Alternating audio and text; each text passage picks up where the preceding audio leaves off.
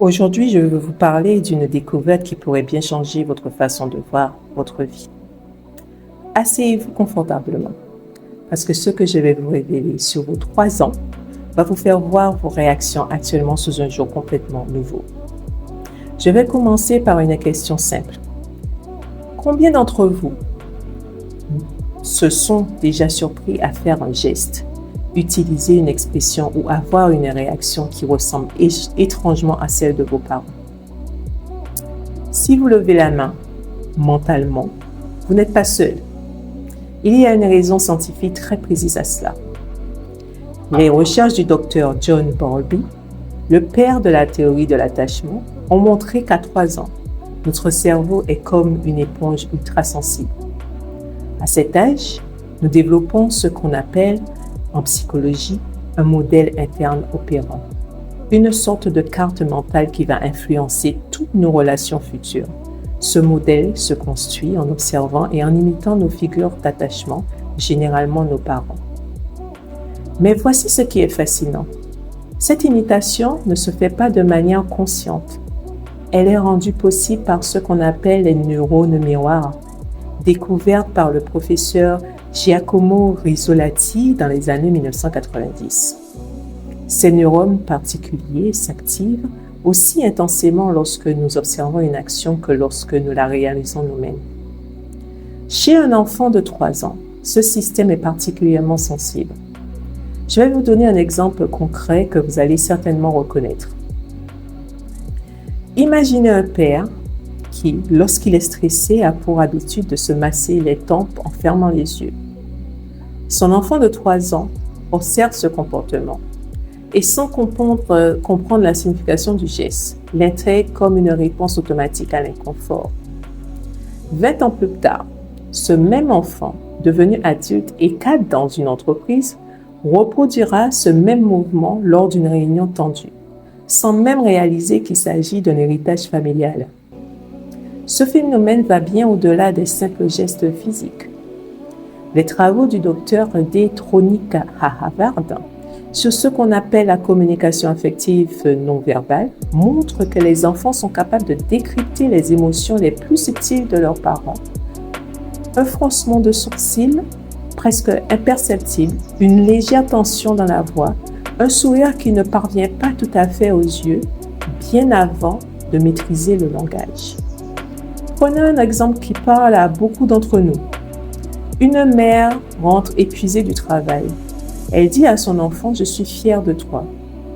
Mais en même temps, elle consulte son téléphone. L'enfant, lui, ne retient pas tant les mots que le non-dit émotionnel. « Tu n'as pas toute mon attention ». Des années plus tard, cet enfant devenu adulte pourra développer une quête incessante de reconnaissance, cherchant désespérément à mériter le regard des autres, sans jamais se sentir pleinement satisfait. Maintenant, vous comprenez probablement mieux pourquoi certains schémas se répètent dans votre vie. Ce patron qui vous met mal à l'aise sans raison apparente, ce partenaire dont les réactions vous semblent disproportionnées, ces dynamiques trouvent souvent leur origine dans ces programmations précoces. Prenez le cas de Marc, ce collègue que vous supportez difficilement au bureau, sans raison apparente. Sa simple présence vous irrite. Peut-être est-ce sa façon de couper la parole ou ce sourire légèrement narquois quand vous présentez vos idées. Voici ce que révèlent les recherches. Dans 83% des cas, cette aversion soudaine vient de ce que notre cerveau reconnaît inconsciemment chez l'autre, un schéma relationnel douloureux et vécu dans l'enfance. Marc, sans le savoir, réactive peut-être le souvenir de ce grand frère qui vous rabaissait ou votre institutrice de maternelle qui vous couvait d'un regard sceptique ou pire, ce parent dont vous cherchez désespérément l'approbation. Le plus troublant, Marc n'a probablement rien fait de répréhensible.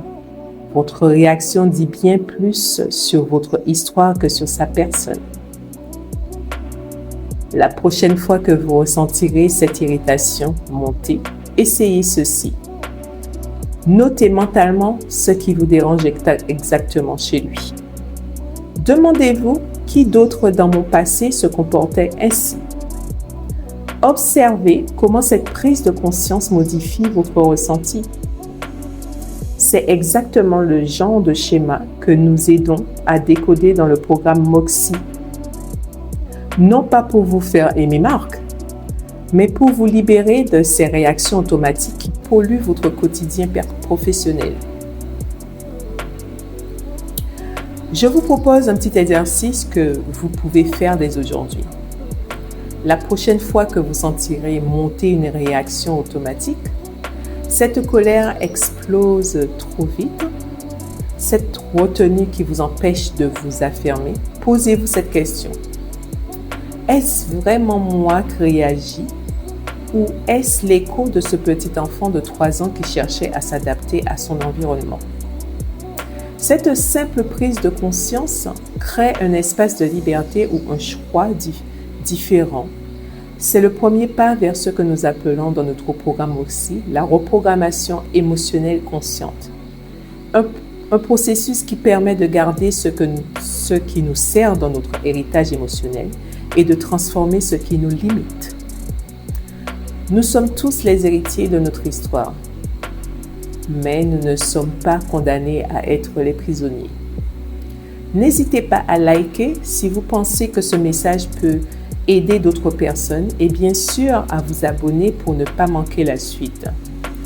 Dans notre prochain épisode pour l'année 4, nous explorerons comment ces dynamiques précoces influencent notre relation à l'argent et à l'abondance. D'ici là, souvenez-vous, la prison la plus solide est celle dont on ignore les murs. Aujourd'hui, vous avez trouvé une clé. À vous de décider ce que vous en ferez. Merci de votre attention et à très bientôt pour la suite du voyage.